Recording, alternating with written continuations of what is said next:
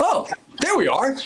We are QOTD, and you've tuned in to our weekly Big Show. This is the time of the week where we go through all the questions, all the best answers, and then we vote. We pick the finals, the best of the best of the best. This is where we pick our best answers for the whole week. While we are watching this, little buttons will appear on your screen, and you'll have the opportunity to vote, and it's your votes that determine who are our winners this week. If you don't see those little buttons, chances are you're not on BeOnTheAir.com. And you might want to click over there and open up a window on the side so that you can vote and send stars or maybe even record because you could still be on the air. So, Trish, Reid, JJ, how are you guys doing today? Good morning. Yeah. Doing good. Good to be here on a Thursday, right? Oh, yeah. Yeah. Yes, it's very different, but I think we'll make do. Yes. It's early here in New York, but we're going to make do because I brought lots of coffee beans. That is one of our questions from this week. But Trish, as I always ask you, as I look at each of the questions from the week, from Friday until today, is there like a message, a theme, something that resonates through all these questions? Well, I looked at this week like we really schooled our fans with some great questions. So we took them to social studies. We talked about family and relationships. And then we headed over to literature and we discussed great books and screenplays. And then we went to home ec where we learned the ins and outs of making coffee. And finally, we even let you pick some partners for a field trip in driver's ed. So it's high school. It is. Oh, I loved it. I loved high school. Everybody, right? There's a high school. Well, not everybody. Yeah. Didn't like it so much. That was one of our answers. She's answered a bunch of questions, and I don't think that she enjoyed it that much. Becca, mixed. Oh, Hannah had a mixed response to high school. But me, I loved high school. Was the best. High school, I got to say, was when I was the coolest. My high school friends disagree, but I think that was it. I think that was like top of the top. Well, it looks like we've got our first question up somehow. Yes, I think there was a little bit of a snafu with the tech, but I think we are going to work through it. But we can take this opportunity to say what today's first question is, since I think we've already gone through kind of the motions of it. Yes, so we're heading back to the library. And the question is, what is a book or movie that has impacted you the most? Keith, you actually gave me a book that is probably the book that impacted me the most. It was called The Kite Runner. And it was Khalid Hosseini, I think, is the author, but it's a book that's set at the time of the Russian invasion of Afghanistan. So it's a lot of history, but it's about relationships, fathers and sons. It's about like the class system, definitely about friendship. I cried on an airplane when I read the end of it. I literally sobbed. It is the most interesting and powerful book I think I've ever read, The Kite Runner. Mm-hmm. Well, I'm glad you enjoyed it. Loved it. Yeah. Oh, wow. Yeah, I'm going to have to add that to like my Goodreads, my list of books to read next. I'm trying to get back into reading, so I think that might be a good place to start. Yeah, I think I might order another copy. I gave mine to somebody else and I never got it back. But I was like, I would read that again. I read it like 10 years ago or something, but add it to your list. Yeah. Any great books that you love? Any great books that you all loved? Something that you just couldn't put down and changed your life? Honestly, for me, Percy Jackson. I think I've said it before, but that was like the first big book series that I was really into. And I mean, it holds up today. It's a great, they're making the new miniseries of it. So I think if there's a time to be a Percy Jackson fan, it is now. But do you feel like it changed your life, or do you think it just changed your life in the sense that you lost a lot of hours to it? I mean, I'm still convinced that I'm a child of Poseidon, so I think it definitely led me down that path. But yeah, the sense of adventure, the sense of wonder definitely stayed with me. Yeah. Yeah. I read The Bell Jar just as I graduated college, and I think that definitely did not do wonders for my mental health, but definitely left an impact for sure. And I think it's just it's one of the greatest books that I've ever read for sure. Well, let's see what the people had to say. I was going to say we have some answers coming in, so let's see what other books and movies people really enjoyed. I'll be sure to add some to my list. You have one coming in? I'd say Douglas Copeland's Life After God. It kind of puts perspective on things as you read it. I've heard about it. I haven't read it. One of those books. I would say Harry Potter just because it was a fun read. So, like you, JJ, a good fun series.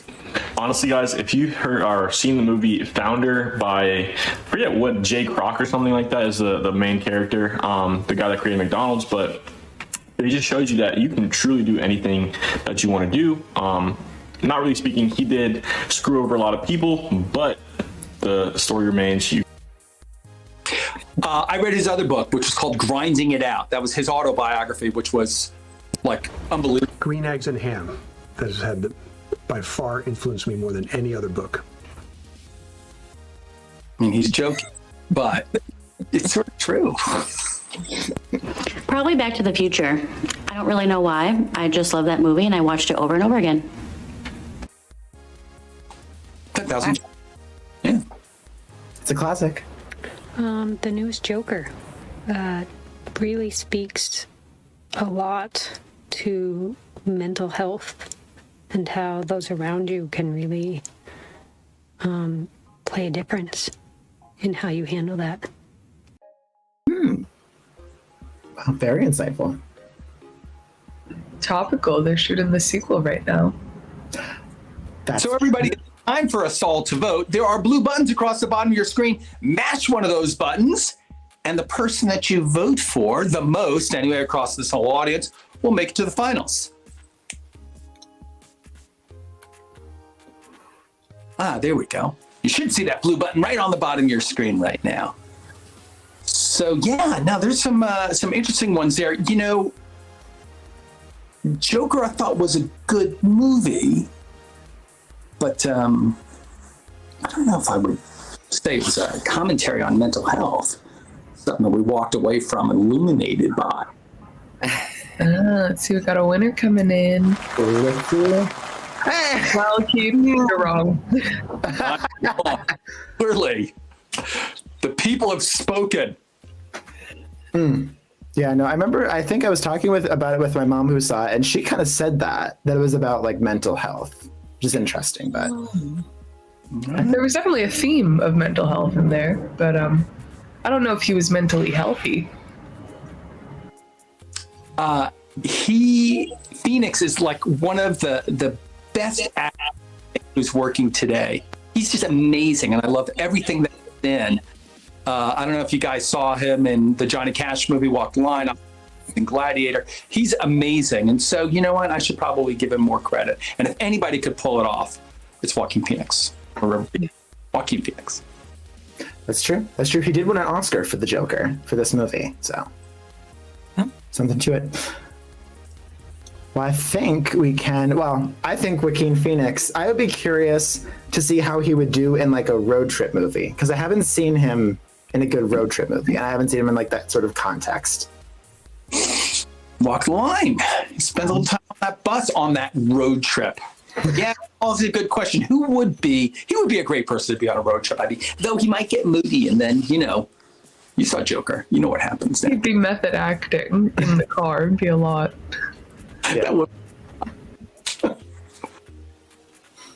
I think that leads us very nicely into our next question. It does, JJ. Did a great job with that. Next question is, if you could go on a road trip with any person, living or dead, who would it be? I am reminded of another movie, though, which is Bill and Ted's Excellent Adventure, where they go on a road trip with Yeah. The last road trip movie I watched was Harold and Kumar Go to White Castle, and then the subsequent sequel, Harold and Kumar Escape Guantanamo Bay. So my thought is I would go with Neil Patrick Harris. I think it'd be a fun time. Ooh, well, I definitely think Neil Patrick Harris would be a gas. I have a list of 4 people who I think would be good. You can mix and match. Florence Pugh, Keke Palmer, Pedro Pascal, and Bill Nye. Wow. So Pedro Pascal, I've seen him in a recent road trip movie. Well, is it more of a TV show? Or am I thinking of something else? It is, in fact, much more of a TV show than it is a movie, but it's a road trip.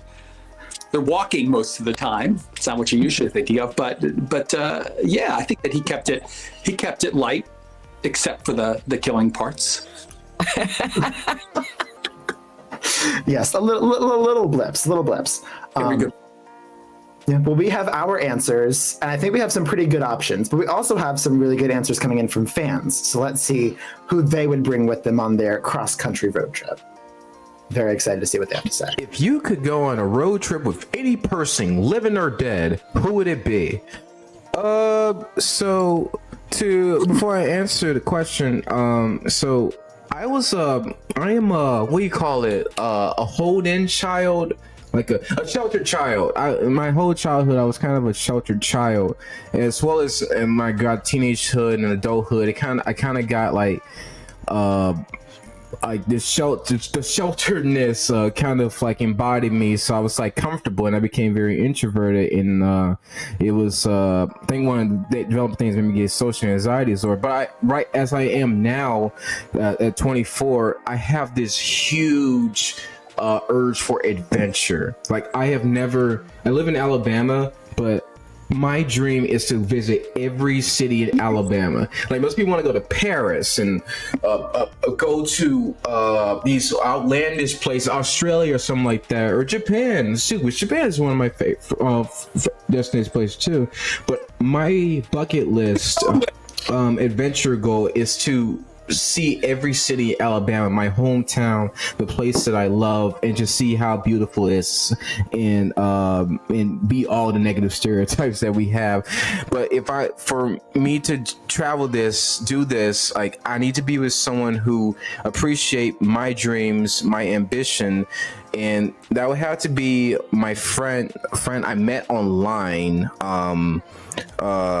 I don't want to say her name or like where she's from and all that, but it's my friend I met online that we always talked about seeing the Northern Lights, and like we have a lot in common with our bands. Like we have the favorite band. Our favorite bands is Radiohead and all that, and I feel like I want to go on an adventure with someone I'm comfortable with who's like has a similar interest.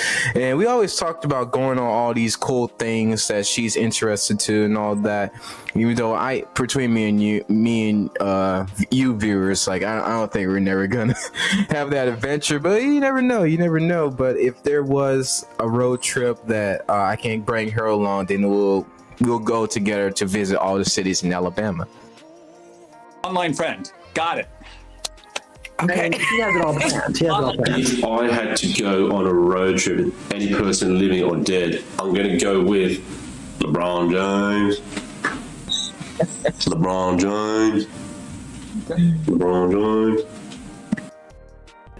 I think he said LeBron James. Yeah, greatest of all time road trip buddies. Yeah, I'd probably go on a road trip with Kid Laroi. Pretty good rapper, singer. Love his music. We can vibe out. Maybe sing a song together. Without you. Things like me. Carpool karaoke moment. I like it. If I could go on a road trip with any person, living or dead, who would it be? Probably Muhammad Ali. And let me go ahead and tell you why. I remember being on YouTube the other day and seeing a video in which a couple met Ali in the Great Wall of China, and I started thinking, how would it be to travel around the world with Ali? I mean, this is just a road trip, but traveling with someone like Muhammad Ali, no one will pick a fight. It's greatest. True. If I am to go on a road trip with anyone, that person is definitely going to be my dad. You know why? Because he will be running commentary and telling you stories about every landmark, every sport, every box stop, everything. The man knows quite a lot of places, and it's always fun traveling with him. Appreciates a dad joke.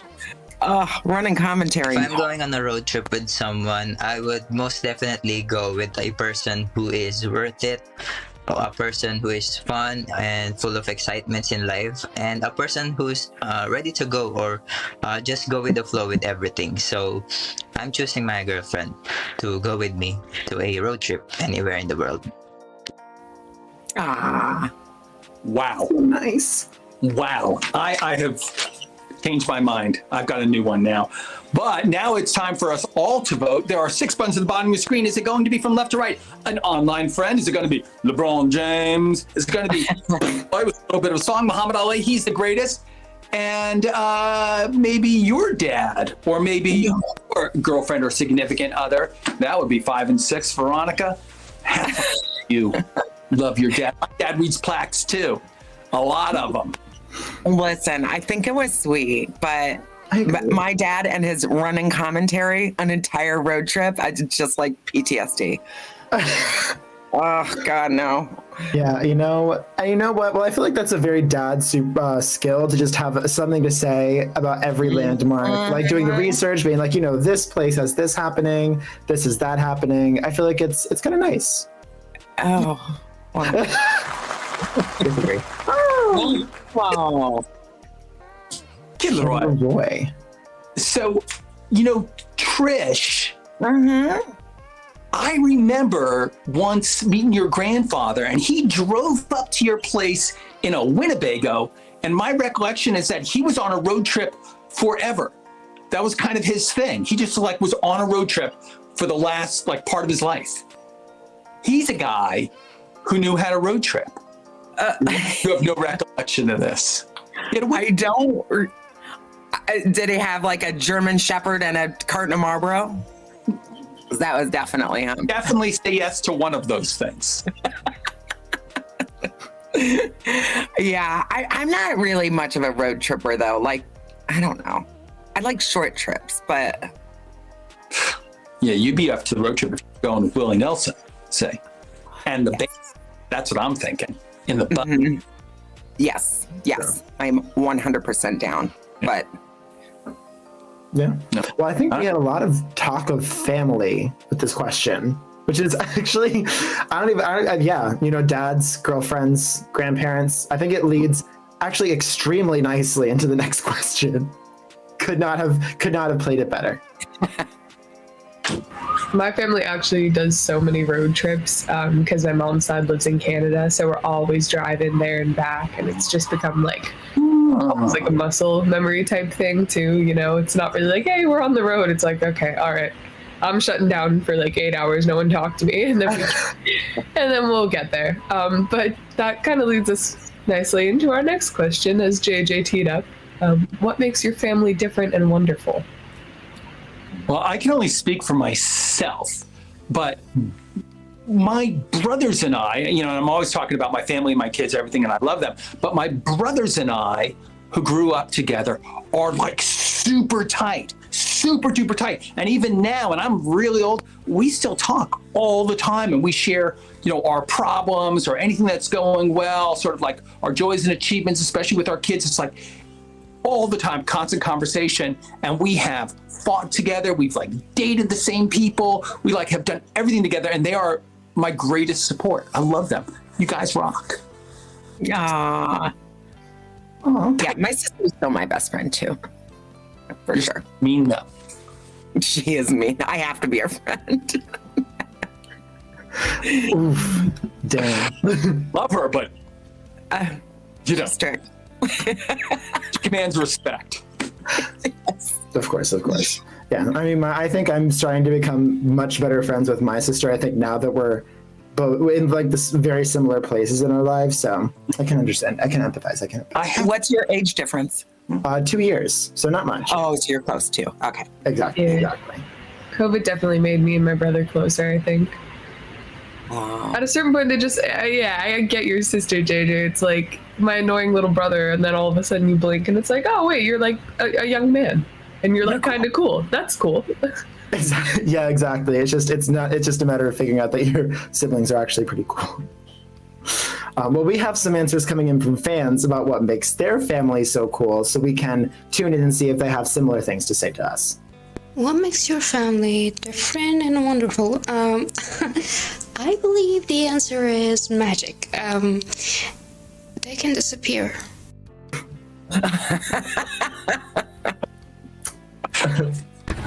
This question is really easy to answer because my family comes from two different backgrounds. My father is Muslim and he's Arab, Sudanese to be specific, and my mom is Hungarian and she was raised up in Christianity. And I turned out to be a believer in none, but I do believe that we all are one. that we all. I love it. He's so excited by this. I love my family because they're just unique. There's no one like them on earth because they're their own people and they have their own personalities and they have their own unique flaws. And what's the opposite of a flaw? Benefits? I don't know. Strengths, maybe. I would go with that. Yeah. They have their own unique strengths and flaws. And my family is very accepting of other identities and religions, which is not always the case because, there are some people that like to stay within themselves, stay within their community. But my family is very accepting of others. And I think that's just what makes them different and wonderful because I don't get to see a lot of that from other Indian families. And my family is just very chill and very open to hearing other people's opinions. And they love learning about other people's beliefs and customs and religion. And I just think that makes my family different. And it's amazing. That's great. Love that. Yeah, and you're not alone in that. Well, eat together, fun together, and celebrate together makes my family wonderful. Thank you. Yeah, the family that eats together, has fun together, and celebrates together. Honestly, the fact that we're all still together. My husband and I are still together. My parents are still together. And his parents are still together. I'd say that's pretty different and pretty wonderful. Statistically improbable. Right. But delightful. Exactly. Well, guys, it's time again to vote. Whoever it is that you vote for is going to make it into the finals for the final countdown. We've got some really interesting questions. Vaf, her family is magical. And Smiley, his family has such incredible diversity, and he seems like he's gotten a ton out of that. Yeah, and Devin, they're all really unique persons with both their strengths and flaws, and she loves that, their uniqueness. Raman's family is super accepting. She thinks that's unique and really, really important. And Jawad's family is a family that celebrates together, and I really love that. Sarah's family, stunning in their not divorcedness, which is so true. It's like 60% now. American families end up in divorce, and so it's amazing. So congratulations to you and your family. So guys, let's click that button and send somebody to the grand finale this week on The Big Show. Oh, we have a winner already. Let's see who it is. Oh, yeah. An interfaith household. That's cool. Yeah. Now, it seems like it wasn't just going on around him. He just seems like he's answered other questions. It seems like he was very much shaped by that. Mm-hmm. So that's really cool. Yeah, no, I think it's also very cool to be able to forge your own path, sort of have that open mind. Obviously they have an open mind since about religion, so being able to have that with your children is just as cool. Yeah, that's nice bit of wisdom. One of the other answers said the same thing about her. Didn't write her name down though. Yeah. Well, I mean, that seemed, honestly, a lot of their answers kind of dispelled this very key wisdom just about how to live your life. And I think our next question also gets into wisdom in a different form. Still wisdom, though. Mm-hmm. That was a very valiant effort to segue. Nothing. Nothing to hang your transition on. Sorry about that. No, well, it's a lot of learning about methods of family raising, and this is a method about roasting. I'm sorry, I totally just hijacked that. Yours. We should have just left with yours. Oh, all right. That's what I get for trying to be a star. You did great. But as you can kind of see by the video in the background, the next question is a life hack. What is the best method to making your perfect cup of coffee? It's a contentious one, too. It really is. Yeah, everybody has a different idea about it. But I think I have a Keurig now. I didn't always, and I don't love the Keurig, but it is convenient. And when you live alone, it's nice because you just have a cup at a time. But I think like anything else, whether it's food or beverage, it comes down to freshness. So I think like the fresher the beans, the fresher the grind, the fresher the pot, right? Do you do like a French press? I do, but you're so right. I wish I could take the time to grind them every day. But so my beans tend to be like a week or two old, but I keep them in the freezer. Try to keep them fresh. Yes, that's a thing, right? Yeah, use the ingredients and treat them simply. That's where I am. Yeah, not too much cream, not too much sugar, not too much. I like mine black with just like a little bit of like a sweetener, just a tiny. It's a metaphor, isn't it? Is it? Yeah, would you say that you raise your children in the same way? It's like, you got to start with good ingredients and then you don't really have to do much. Jesus, that was so weird metaphor.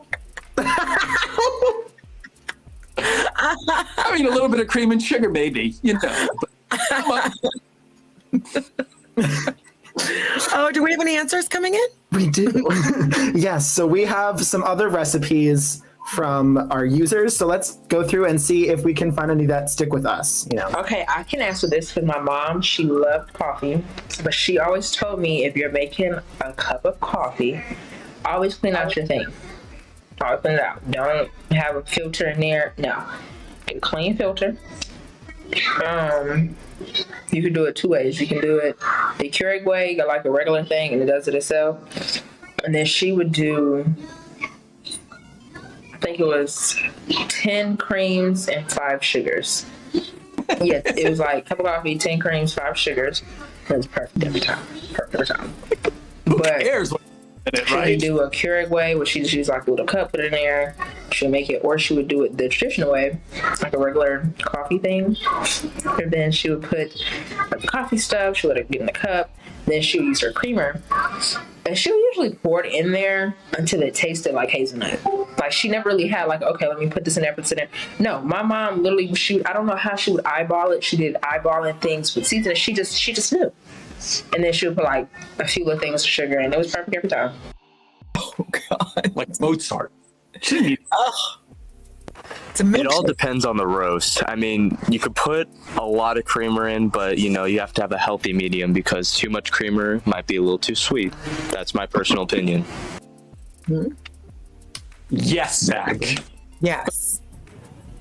Life hack. You clean that Keurig, you use filtered water, use fresh coffee. Then my little trick is you dump a bunch of milk in it and then a bunch of creamer. Everyone loves the milk and creamer. Everyone. I didn't realize. I support them. So I never was really a big fan of coffee until I started watching Emma Chamberlain, and she has her own coffee line. So I bought that, and it's so much better than anything I've tasted. I've heard good things. Been tempted. Life hacks. What's the best method to making the perfect cup of coffee? This one is easy. A Keurig machine. I use mine every single morning, and I have a perfect cup of coffee. Something to be said for the consistency. Every cup tastes exactly the same. Life hacks. What's the best method of making the perfect cup of coffee? Get a Keurig? Duh.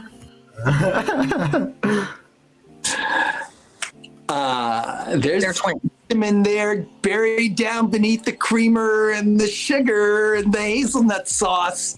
There is actually quite a stuff in there that you should think about. Angel says you got to keep your stuff clean, and so did Tara. Those are both really important. Angel, like 16 cups of creamer. Zach's like, keep it simple. He's going the other way. Vivian is all about you just got to get the right coffee. And El Holman is about the Keurig, because every K-cup is going to come out exactly the same, because you know what? We're not smart enough to make a cup of coffee. So let's just let the Keurig guys do it. It's like going in. Exactly. Anyway, amazing ideas in here. Let's vote for our favorite coffee concept. I do find it very interesting that it looks like Elle Holman and Lashane might be the same people, and the idea that she submitted 2 just to spread the word about how good a Keurig is quite entertaining and quite. She works for them. Is this sponsored? Yeah. Oh, we have a winner coming on next week. Oh. 10 creamers and sugars, right? Yeah, but she also started off with what I think was one of the wisest things here. She said, you got to clean your thing. Yeah. And it goes right there with having the right ingredients, which is what we were all talking about beforehand. It's everything has to be immaculate. And then the coffee can, do its magic. It can become what it was meant to be. Going back to my metaphor. Perfect. Right? It's got to be clean.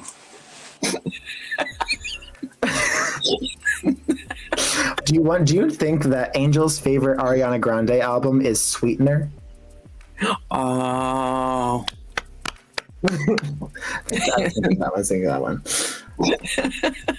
No. I'm sure there's a clever transition coming out of that. So there isn't. I think we just. Oh, come on, keep the ball rolling. You're doing great. Well, I mean, I think then a transition. I think it's the perfect time to talk about my background. Oh, please do tell. I don't know. I was inspired by a previous recap show because it kind of looks like I'm on a date. Oh, great. And that's what I'm going to give you, Reid. All right. Well, as he so eloquently led us to, the next question is, what's your absolute worst first date story? If you've been on a date, then you got a first date. And you've had a first date, then you must have had a worst date. And earlier in the week, I was like, well, I just had this one bad date. But you know what? I have been able to add more to my thinking on this one. But I'll stick with that story, man. My worst first date was the one that I talked about earlier in this week, where I was so looking forward to it. She was somebody that I really liked. I thought we were going to have this wonderful time. I didn't know her that well, but I took her to this very nice restaurant. It was hard to get seats. I was all dressed up. I was wearing a tie, for goodness sakes. And then they bring out, the wine and the appetizers, and she just puts her head down on the table and commences to cry. And she just, it wasn't like she got up and left. She just sat there and just cried, sobbing for, a while. So I drank most of that bottle by myself. The waiter came by, was like, look, I guess it happens all the time. Oh my gosh. Did you just try to keep the conversation moving, or did you ask? How'd you handle it? At first I did. And then there was this. Was it something I said?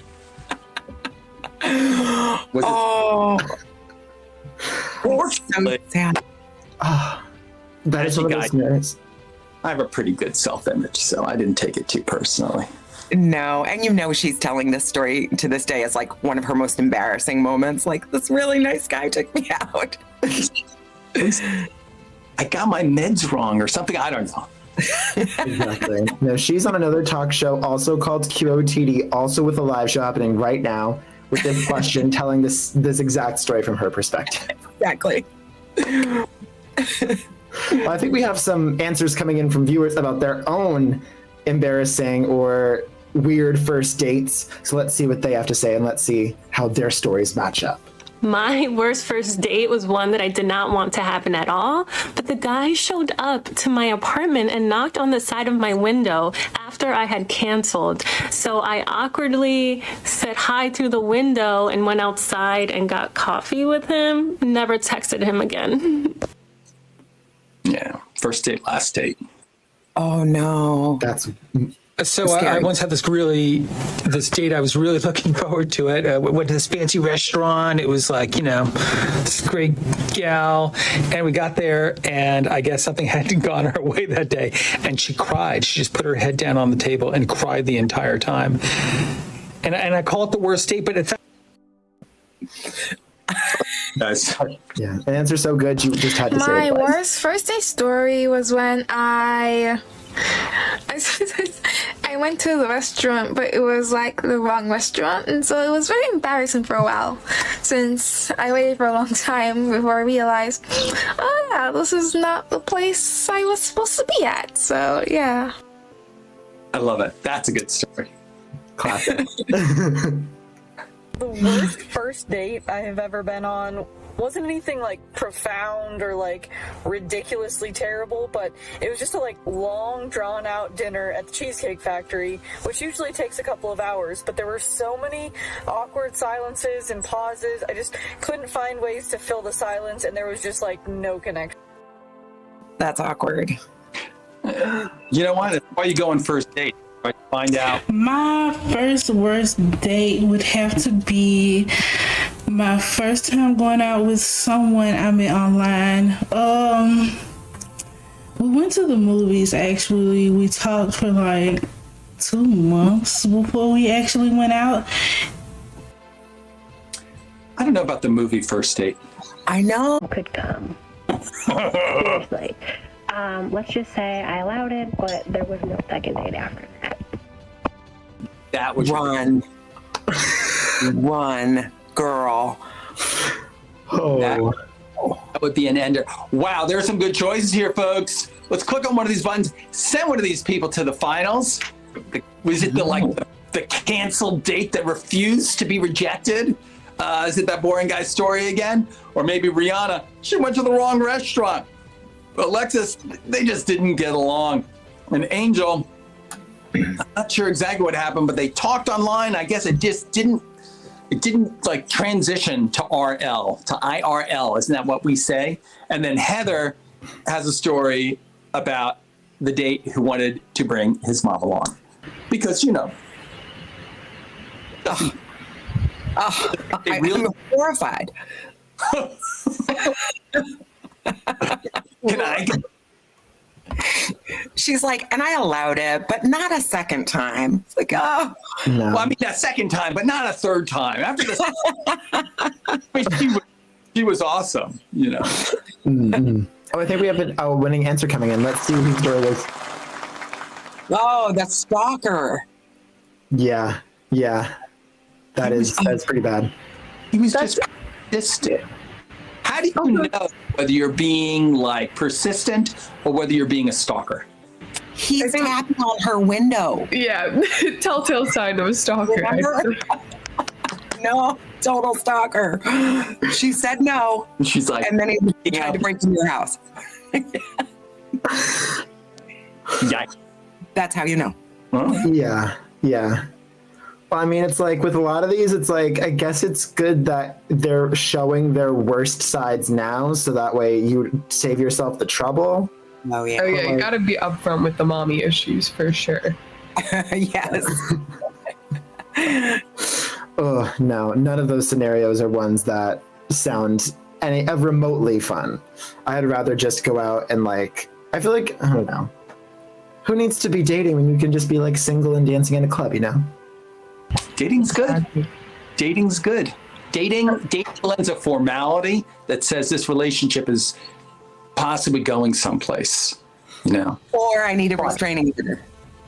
Right. One of those two. But you learn a lot about yourself. You learn a lot about other people. You learn how to file a restraining order. Exactly. I don't know. I'm still convinced that I would rather be partying like it's 1999 or $18.99 or $13.99. Oh yeah, $14.99. Well, you brilliantly just led us into our next question. Actually, don't know how you do it, but you did it again. All right, if you could spend a weekend partying in any decade, which one would it be? I've gone back and forth. There's a lot of decades that are super fun, had a lot of great music, but I would love to go to Studio 54, so I'm gonna pick the 70s. I just want to know. I mean, everything you hear about it seems so crazy. I'd have to find out for myself. I think that's a good. And you get to wear big platform boots. Yeah. Yeah. Get to do all. I love disco music too. Well, that was. I don't know if that was popular in the 70s or if it was like it was unpopular to like it or gauche or whatever, but. You could do anything in the 70s. 70s had so much great music. And so, it wasn't just disco. It was disco and it was also punk. And it was also some of the best kind of, folksy hippie tunes were actually from the 70s, So there was great music to dance to if you were partying. And who wasn't partying? In the 70s. Yeah. It was a party there. Yeah. Nice. Yeah, no, the 70s, that just sounds like so much fun. Everything was freer, everything was more fun, everything was better and stuff. No. So that's all decided. We don't even need to go to the next part, right? It's the 70s. It's the 70s. That's it. We are the winners. That's what Congratulations. Yeah, all 6 answers, all the 70s. Well, we actually have some. Yeah. Just in case, let's get a couple of other points of view on this. Good point. Yes, I think we have some answers coming in. So let's get a Give me the holistic view. opportunity to spend a weekend partying in another decade. I would choose the 90s. I was born and raised in the 90s, and I think it would be super cool to go back to that era and just see what life was like as an adult during that time. What was the 90s? If I could spend a weekend partying in another decade, it would certainly be the 90s. And where? Probably LA. Probably the LA music scene in the 90s. A lot of the alternative rock and rap that came out of that time is some of my favorite music. Okay. I'd be in the 1970s, Studio 54, New York City, dancing to some disco, having probably one of the best weekends of my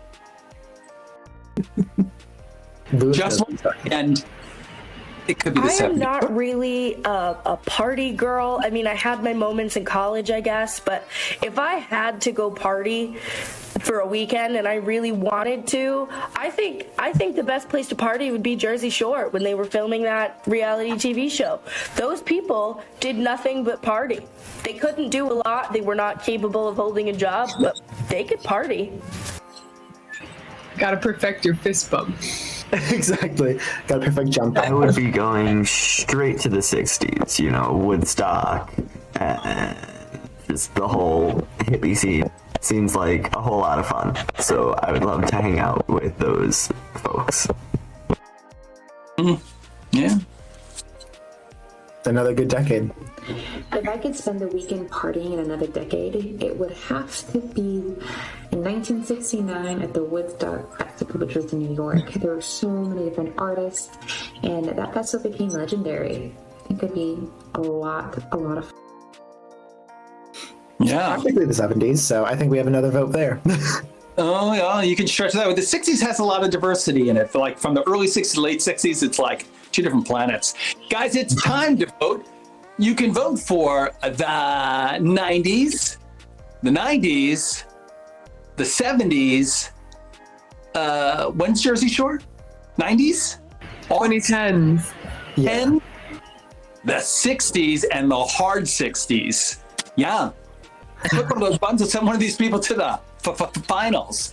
I'm watching Chicago right now. And so there's all these great sequences from the 60s because they're inside the musical Hair. And you know what? They are having a great time. I I saw the first few episodes of the Schmicago, and I thought it was like, 70s, baby. We win. Luis, congratulations. You know, there were so many new fabrics invented in the 70s. It was like, that's when like rayon really like had its heyday. It was those artificial fabrics that kind of made everything good, and like wool, cotton, forget about that stuff, man. It's all about the nylons. And they hadn't even thought, hey, we could do a blend. No, straight up. So you sweat a lot out there on the dance floor, which is why you have to have your shirt unbuttoned very far. You know. That's a good point. I actually hadn't thought about the fashion aspect of it. Oh, it's the best part. Headbands, bell bottoms. If only the next question was, what fashion trend would you bring back from the past? But it is not. You know, I think a lot of people said 70s, and honestly, it's something at this point that you just could like write in the sky, just let everyone know that you are like, this is the decade. This is the answer. We are right. That's what they did in the 70s. They had people just write, it's the 70s across the sky, so that everybody knew. Just in case they forgot. Yeah, and they did. So there's a lot going on. Yeah. Well, I believe that leads us to our next question. Only a couple hours old, but you're a skywriter, or you can hire a skywriter for one day. What's the message you're sending out into the world? Yeah, so this is kind of a broad question about if you could give a message to the world. What is it, the one piece of like wisdom, advice, or wish, or hope, or whatever it is? What is it that you would like to say to the whole world? Okay. See, I've given this question some thought, and I think I have a pretty good one. So I had a plan. So I hire a skywriter, and I have them write in the sky, and I go up to everyone, and I'm like, guys, it says gullible in the sky. And everyone's like, there's no way. And I'm like, that's absolutely what happened. I hired a skywriter. They wrote gullible in the sky and everything. And I'm just like, you have to look up. You know, you have to see it. It's so cool. I spent so much money on it. And then everyone's like, no. And I'm like, please do it for me. And so I'm like, they're like, fine. And they look up and it says, got you in the sky. Nice. That's the plan. That's it. I like it. You're a prankster. I kind of had a similar vibe. I was gonna write "Will you marry me" in the sky and see how many couples get into fights because of it.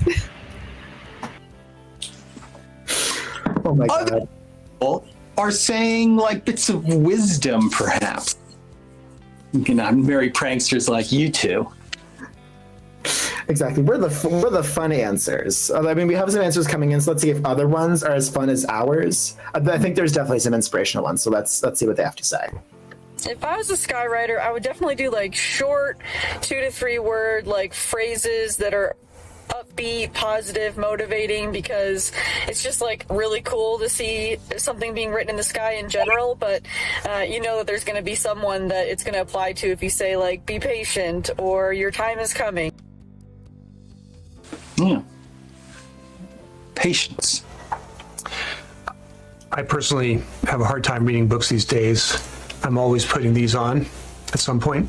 So I've started to move to large print books, but I think skywriting would be pretty good. And I have my eyes on War and Peace. That could be pretty good in the sky. Everybody could enjoy it. The longest book possible. Not Green Eggs and Ham, War and Peace. Well, I think my message to the world would be very simple. 3 little words. Zip your fly. Much like gotcha or gullible. Your socks are down or something. I would say, face the dream that you're made for. Yeah. It falls right in the play with who we are and whose we are. I think that would be the way. Wise, very wise. If I could hire a skywriter for one day, my message would be to be kind to others, but I would shorten it to be kind, so others can be kind to everybody else and spread positivity. Right? So skywriters are expensive, right? You gotta like get in the. If I could hire a skywriter for the day, it would just send a positive message about love and peace and just happiness, just to get that message across to everybody that in these times, everything's going to be okay. And Heather thinks love is all you need. And maybe Heather is correct. Well, we've heard those 6 questions, and now it's time to vote. Which of these did you find the most illuminating, entertaining? You know, what's the one that you feel like you agree with the most? Is it going to be, like Alexa says, patience, right? Writing something in the sky that says patience, it seems like very appropriate. Pear says, he says he's going to put War and Peace up there. Clearly, there's not room for War and Peace even across the heavens. So Zip Your Fly is a far more efficient response. That's number 3. Andre says, chase the dream you were made for. Right? We have number 5, be kind. And Heather says, love, peace, happiness. Yeah. Good summary. Yeah. If you aren't already on BeOnTheAir.com, if you're on YouTube and Twitch and not on BeOnTheAir.com voting with those blue buttons, I don't know what you're doing at this point. You know, you got to get on the website. You gotta play the game. Would that be your message in the sky? BeOnTheAir.com. Yes. Go to BeOnTheAir.com. Oh, address.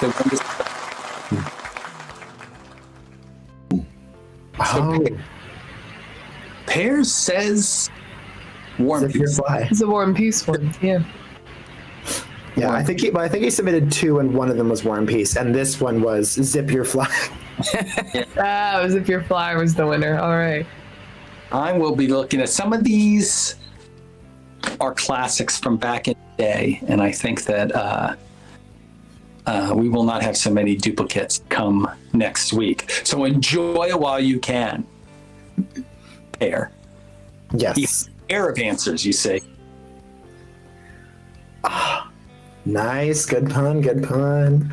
Well, I think we have all of our questions for this week and all of our semifinalists, and that can only mean one thing. It is time for the final round, the championship round. The best of the best. Well, this is the round where we're going to do final voting. We're going to go through the answers that you have selected as being the best answer to each question for the week. And then we're going to pick one as being our champion of the champions, right? And that will be our winner because there must be a winner. Because as we learned from The Highlander, one of the best bad movies ever made, there can be only one. Exactly. We have 7, and now it's time for them to duke it out in this battle royale.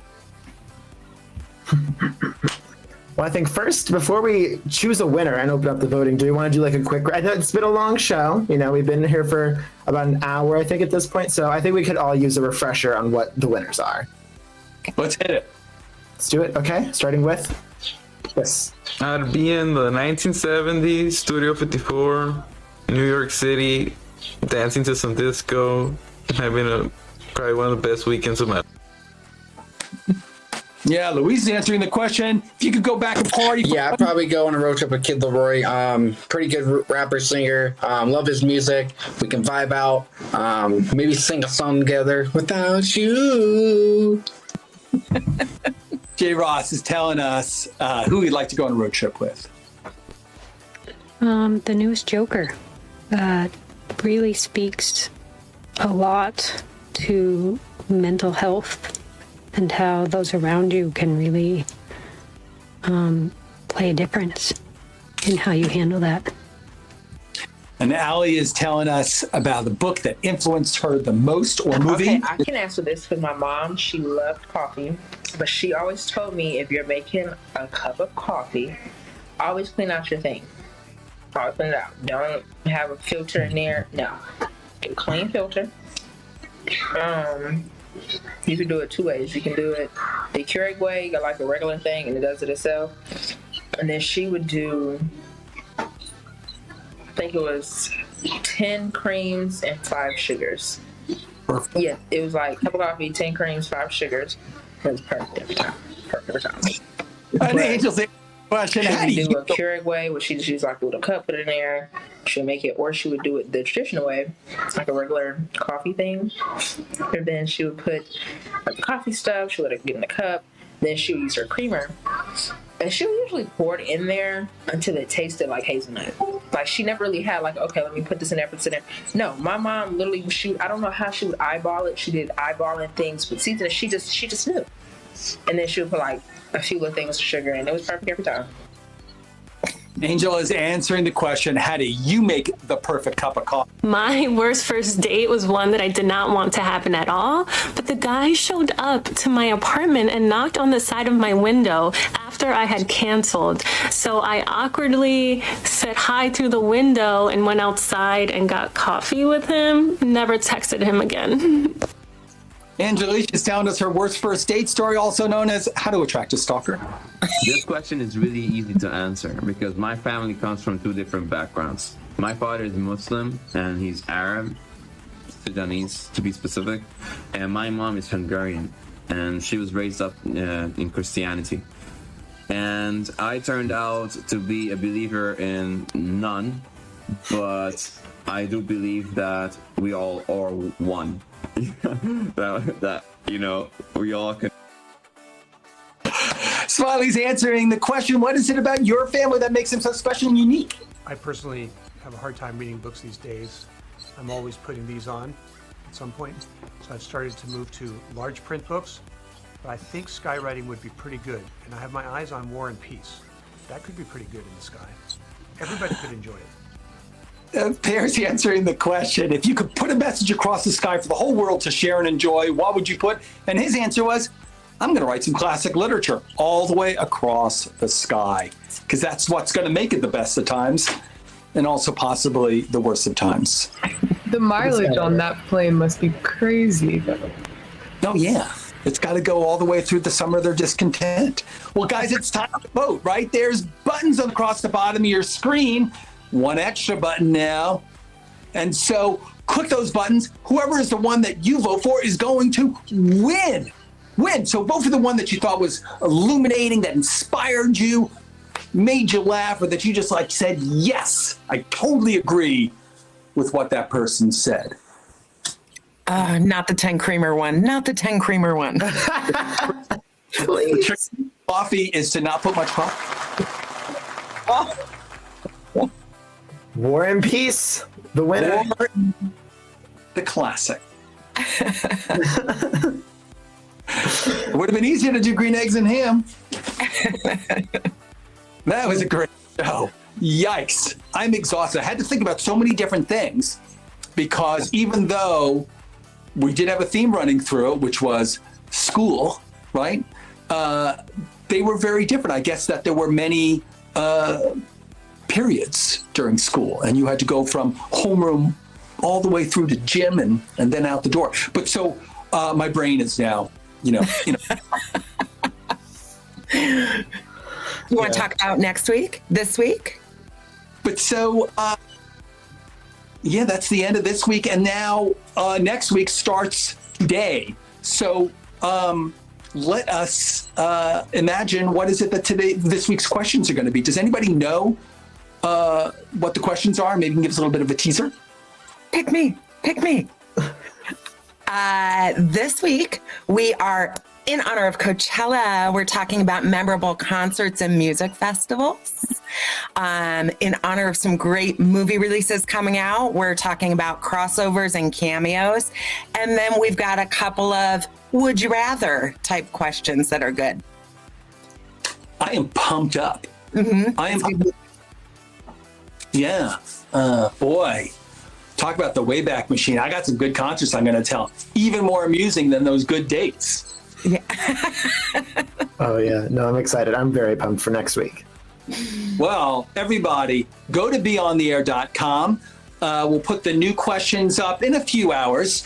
And but until then, you'll see this week's questions. But then you can always go to BeOnTheAir.com, and it says it right up on the top. Today's question. And you answer that question by clicking the orange record button. You have the opportunity to record.